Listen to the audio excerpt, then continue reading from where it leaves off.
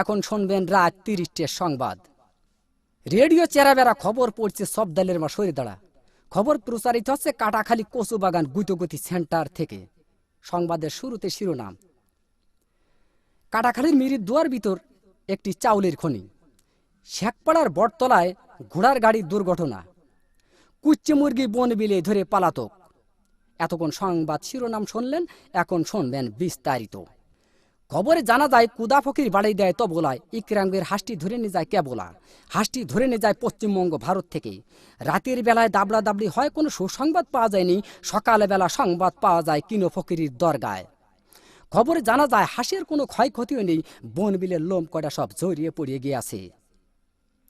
গতকাল কাটাখালের ব্রিজের পারে একটি মহিলা দাঁড়িয়েছিলেন। মহিলা দাঁড়িয়ে থাকার পর একটি বাড়ি মাছি উড়িয়ে যাইতাছিল। খবরে জানা যায় মহিলার উড়নার বাড়ি লেগে বাড়ি মাছি ৩৬টি দাঁত ভাঙ্গে জায়গায় পড়ে যায়। এরপরে বাড়ি মাছিটি দুঃখ প্রকাশ করেন যে তিনি দাঁত দিয়ে কিছু চাবিয়ে খেতে পারছেন না। আমাদের কদবেল হায়দার বাড়ি মাছির দাঁত লাগানোর জন্য ৩৬ লাখ টাকা পুরস্কার প্রদান করেন। গতকাল কাটাখালীর মিরির দুয়ার ভিতরে একটি চাউলের খনি পাওয়া গেছে। তাতে ৩.৫ চাউল পাওয়া গেছে, আরও পাবো বলে আশা করা যাচ্ছে। এসব চাউল তোলার জন্য আমাদের শেখপাড়ার মণিকুমার যতগুলি সব ঠিক করা হয়েছে। আমাদের আমরা আলী বলেছেন, এই চাউল বাংলাদেশে থাকলে পারে বাংলাদেশের অভাব অনটন বেশি পরিমাণ বেড়ে যেতে পারে। এই জন্য এই চাউল বিদেশে যাবে বলে ৪টি কোস্টার জাহাজ আমাদের কাটাখালের ব্রিজ ঘাটায় ঘষাঘষি করিতেছে। গতকাল বঙ্গোপসাগরে আগুন লেগে পানি পুড়িয়ে সারকার হয়ে যায়, মাছের কোনো ক্ষয়ক্ষতিও নেই, শ্যাওলা কড়া নিরাপদ জায়গায় আছে।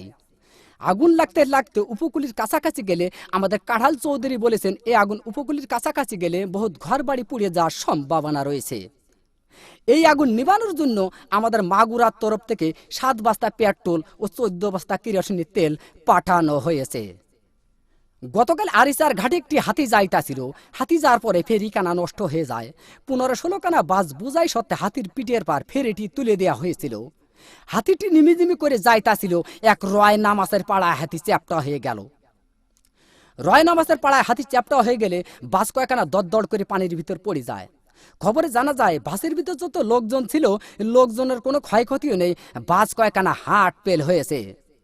এরপর এক মহিলায় বাস কয়েকখানা বাহাত দিয়ে টান দিয়ে তুলে আরিচার হোটেল থেকে ১৪ বালতি ফ্যান খায় সুস্থ করা হয়েছে। গতকাল এক কুচ্চি মুরগিতে এক বন বিলে ধরে পালাতক গহীন সমুদ্রী পানির ভিতর। গতকাল ৩৬৬টা ডুবুরি নামায় খোঁজ করা হয়েছে। খবরে জানা যায় বন বিলের কোনো ক্ষয়ক্ষতিও নেই, কুচ্চি মুরগির পেটটি একটু ফুলেও পাওয়া গেছে। আমাদের কাটাখালীর বিন্দু ডাক্তার কুচ্চে মুরগিটি মগির নতুন হাসপাতালে ভর্তি করে কুচ্চে মুরগির পেট অপারেশন করে ৩ মণ ও ৩.৫ মণ চাউল পাওয়া গেছে, আরও পাবো বলে আশা করা যাচ্ছে। বর্তমান বাংলাদেশে মাছের অভাব অনটন বেশি পরিমাণ দেখা যাচ্ছে। এর একমাত্র কারণ বুড়িগঙ্গা নদী দিয়ে একটি মায়াবড়ির জাহাজ যাইতেছিল। এক কাইলে মাছের সাথে অ্যাক্সিডেন্ট হয়ে মায়াবড়ির জাহাজটি পানির ভিতর ভাঙ্গে চুরে পড়ে যায়। খবরে জানা যায় জাহাজের ভিতর যত মায়াবড়ি ছিল, মাছে খাইয়ে মাছের সন্তানাদি বন্ধ হয়ে যাওয়ার কারণে বর্তমান বাংলাদেশে মাছের অভাব অনটন বেশি পরিমাণ দেখা যাচ্ছে।